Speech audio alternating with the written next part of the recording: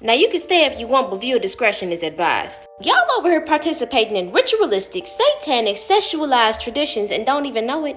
And yes, I was that kid crying on Santa's lap. Because why does this man know when I'm sleeping and know when I'm awake? Basically omnipresent. I'm in the shower thinking, he gonna know if I don't scrub him between my pinky toe enough. And that's kind of weird to me. Y'all do know in the 1800s Christmas was forbidden, deemed sacrilege, and the original version was even banned in ancient Rome. I'ma let Huey explain. The truth is, Christmas evolved from the Roman holiday Saturnalia, a winter festival where men gave gifts to each other. They also would get drunk, have sex with each other, and beat their wives. People would act so crazy on Christmas, the holiday was outlawed by the Protestant church until the 1800s. Oh, that's not the darkest parts of the origins of it. Let's keep going. Yeah, Christmas was forbidden, deemed sacrilege. Let's ask Jehovah's Witnesses why they don't celebrate it. These festivals are massively contaminated by pagan customs. So we know that it's originated from a pagan holiday, right? During the winter solstice, December 25th, there were worshippers of a pagan god named Molech, and babies were offered as sacrifices. The statue was made of brass, and burning fire would be in it, and the babies would sit in the hot brass arms of Molech, while the child is arsoned to death. They would beat drums to cover up the screams. And while this was happening, the parents would have a list of wishes that they wanted for the year. So that whole thing of sitting your kids on Santa's lap and taking pictures with them while they're crying, remember where that came from. Now let's talk about Santa Claus. Old Saint Nick. Old Nick means the devil, Satan. Before Christmas was actually created by Clark Clement Moore, prior to 1823, Santa Claus Christmas didn't really exist like that. He was more demonic. Oh yeah, and that ho ho ho laugh came from a half man, half stag, with horns and stuff, called Robin Goodfellow. Robin in medieval terms also means devil. He would take kids away. That whole goat situation with children and the feet.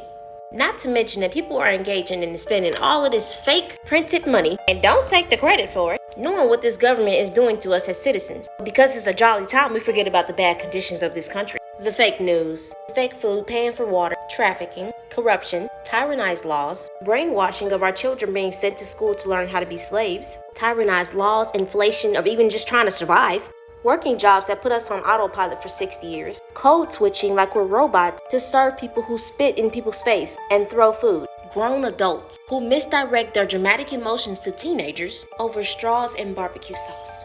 So I get why y'all trying to celebrate these pagan holidays to take the pain away from these messed up conditions of this vibratory rate of consciousness that is affecting our conditions. I'm gonna go more in detail on my YouTube. Okay, so now that you've transitioned off of TikTok because they be doing too much. Now, my dad told me this when I was like 13. The Christmas tree was a sexual object with hidden symbolism of male fertility. Hence why you sit the offerings under the tree. That tinsel, that strip that you wrap around it, it represents semen. Now, when I saw this picture, I had to do some research on it, and y'all don't know how long it took me to actually find documented proof, because they make it so hard to find out the truth of things. They withdrew into secrecy to hide their worship behind symbolism. And guess what those ornament balls are for?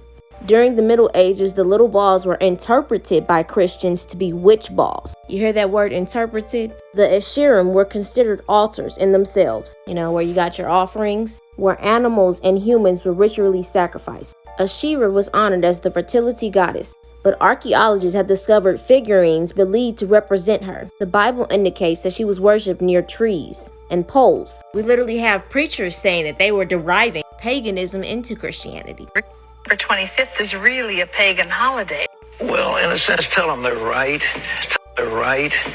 The Roman Catholic Church was trying to spread more of Christianity. The church had to merge itself with pagan practices and beliefs in order to blend into Roman society. So the church mixed traditions. I'm just saying everything is not what it seems, but let's move on.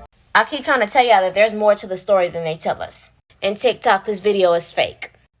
Do not mess with them. The Gullah Geechee. They'll actually put a stone or block in her mouth to keep her from talking. There was actually books written where they were so frightened of them, the women especially, because they practiced this communal protectionism that if a sound that came out of her mouth, it meant your death. And so when we say voodoo is not a game, it is just a knowing of how the universe works better than some people to a certain extent. And do you want to know what's kind of funny to me? Y'all know that tongue clicking? That was an actual language, a very, very high vibrational one. It is a language in South Africa that is going extinct. Why? because they were killed by colonizers for speaking that language. And she also states that they would get beaten up by white men if they were caught speaking their own language. I really want y'all to recognize how powerful speaking is. Like I say, if you ever just hug somebody and they talk, you can hear their voice in their chest. If you touch the back of somebody who's talking, you can feel the vibration going through their body. Your body is listening to you. Do you know how powerful we had to be for them to be able to want to be on the verge of killing us, putting rocks inside of our mouths so we couldn't speak? Y'all gotta recognize that creating vibration within your mouth is very powerful. The English language that we speak doesn't even create any type of vibration to enhance the rate of our communication. This is the lowest form of speaking. Just a little hint though. Y'all stay dangerous. More information on my YouTube. Here are the things that I cannot explain right now. And I'm gonna jump right into this because, again, somebody tell me something. Can somebody explain to me the electrical spiritual signal of a pendant? And on all seriousness, I can make anything move that is hanging off my hand without moving my wrist. Let's talk about incense. How is it that when it's going straight up, regularly burning, not doing anything, soon as I start to look at it, it starts to wiggle? And when I tell it to lean a specific way, it moves in that direction. And let's just talk about seeing things 1 second and then the next second it's gone.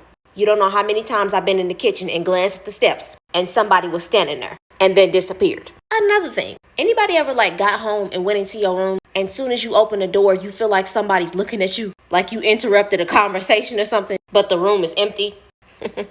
Oh, let's talk about my singing bowl. It's a regular low-pitched bowl, but in specific times that I use it, it sounds so high-pitched, like the ringing in my ear. And it wasn't doing this for months. Another thing that I can't explain, when I am meditating or trying to go to sleep and I close my eyes, I flinch like something's going to hit me, but I'm the only one in the room.